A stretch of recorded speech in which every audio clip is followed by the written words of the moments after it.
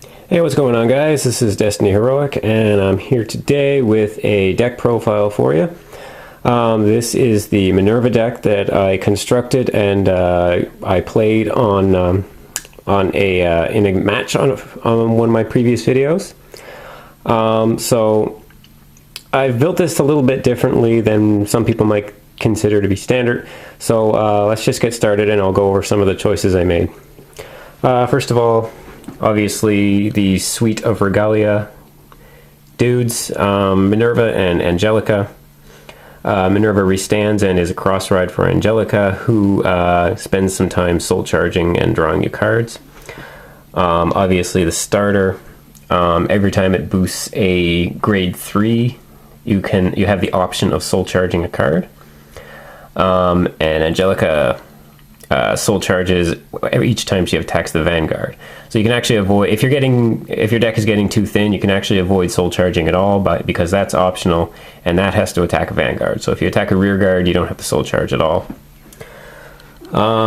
In terms of grade 2, there's nothing too special here. 4 Chamomiles, counterblast 1 when you soul blast it and put it on the field. Jupiters for the 12k, and Grappas for the when you soul blast them, soul charge 2. That means you don't have to do a whole lot of soul charging in order to maintain a couple of Minerva restands, so that's really good. And in terms of grade 1s, 4 perfect guards. I'm not using the quintet wall combo because, again, the large amount of soul charging in this deck depletes the deck very rapidly, and a quintet wall depletes it a lot faster than the soul charging does. So for one combo, it's not worth risking a deck out every game.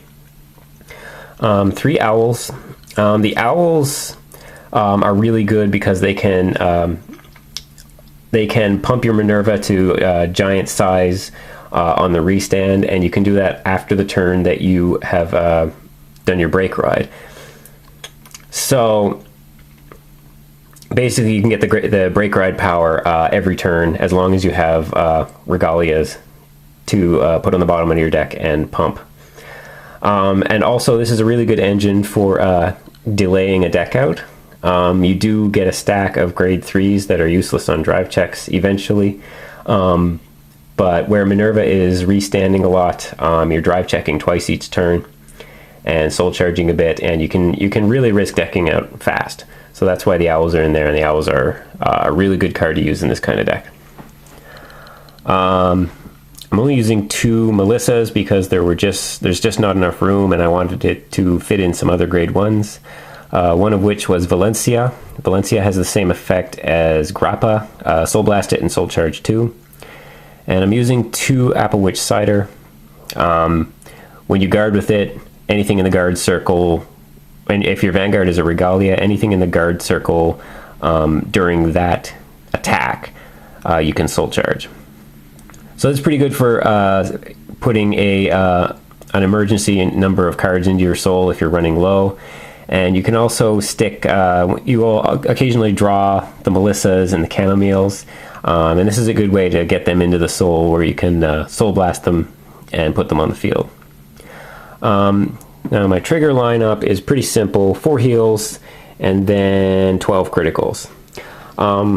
My theory behind this is because the deck plus is enough to not require draw triggers, and stand triggers, there's not enough going on in this deck to pump rear guards to justify running stand triggers, so I don't use them at all. But the idea is Minerva restands many times during the game, and every time you drive check a crit, she will carry the crit into her next attack. So basically, in a deck where you have a restanding vanguard, I'm a proponent of having a 12 crit engine. And this is just really good because there aren't the extra draw triggers to propel yourself into a deck out situation where you have to decide if you even want to attack with Minerva. So that's the deck. That's a pretty short video. Let me know what you think, or if you have any other alternative builds for this deck. Also, post below if you want to see more videos involving this deck. So thanks for watching, and peace.